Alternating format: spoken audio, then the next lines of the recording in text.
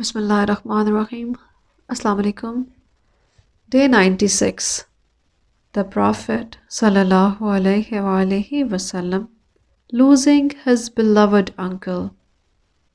It was the 10th year of Islam. Abu Talib was now very old and he was sick.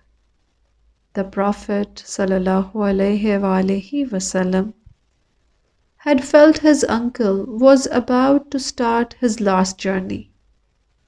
For years, his uncle had spread his protective wings over Muhammad ﷺ. He was always good and kind to him, full of love. He stood up against all difficulties to protect him. Now, he was on his deathbed. Abu Talib's sickness was becoming increasingly serious. Taking advantage of his situation, the pagans came to him and said, "O Abu Talib, you are our elder. When we heard you were on your deathbed, we got worried and came over to visit you."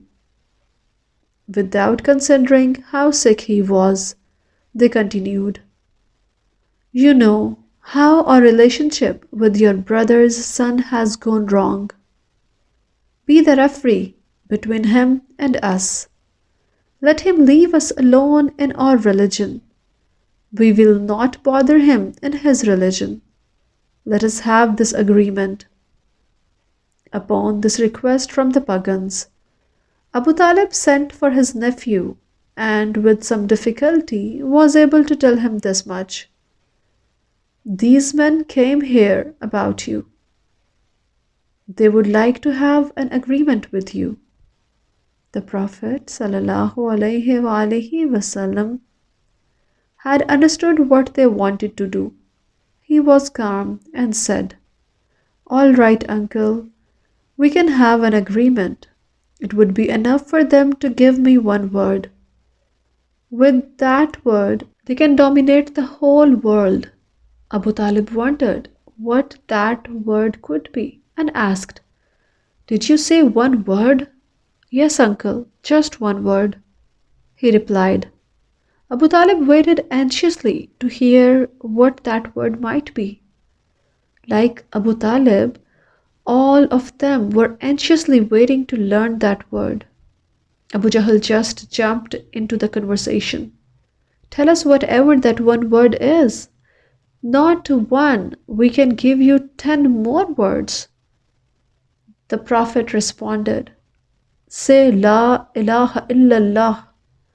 There is no God other than Allah. Destroy the idols you worship, the idols that you made with your own hands. Throw them away." The pagans retorted, "How could we throw away thousands of gods and worship only one God, Allah? We are indeed in great shock." They looked at each other and all of them said how strange this was. They said harshly, "Let's get up and go."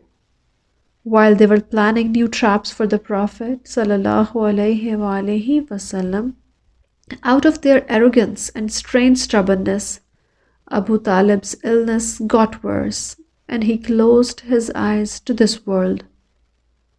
The Prophet ﷺ experienced deep sorrow for the death of this uncle, who had been everything to him in his life.